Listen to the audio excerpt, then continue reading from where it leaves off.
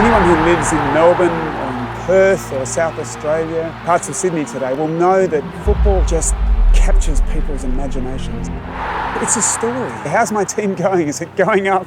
Is it going down? Can we win the premiership this year? Will that young kid become a great player? It's about the elation of winning after 7 losses in a row when you think you're going to give the game away.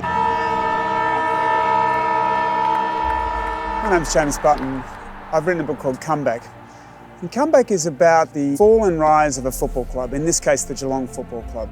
It was successful for many years, but was a heartbreak club for its supporters. I've followed them since I was about 7 years old, been to many games with my father and my brother, and suffered the pain for so long that we thought Geelong would never win a premiership. It came from a country town. It was the only non-metropolitan club in the competition, and it just looked like it wouldn't be wealthy enough or smart enough to cut it with the really big powers.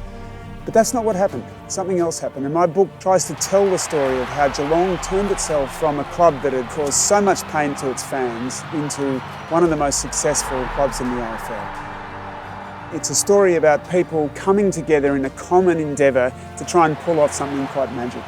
How does it succeed?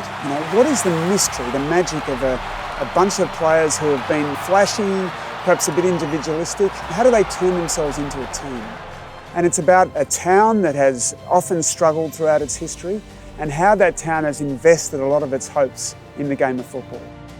I interviewed more than 200 people for this book. Some of the most famous names in the history of football: Gary Ablett Sr., Gary Ablett Jr., Polly Farmer, Bob Davis, Jimmy Bartell, Paddy Dangerfield, Joel Selwood. These are some of the people who appear in my book. It's a story about people. It's not just a story for Geelong fans. I hope it will interest anybody who's interested in football or the place of football in Australian life.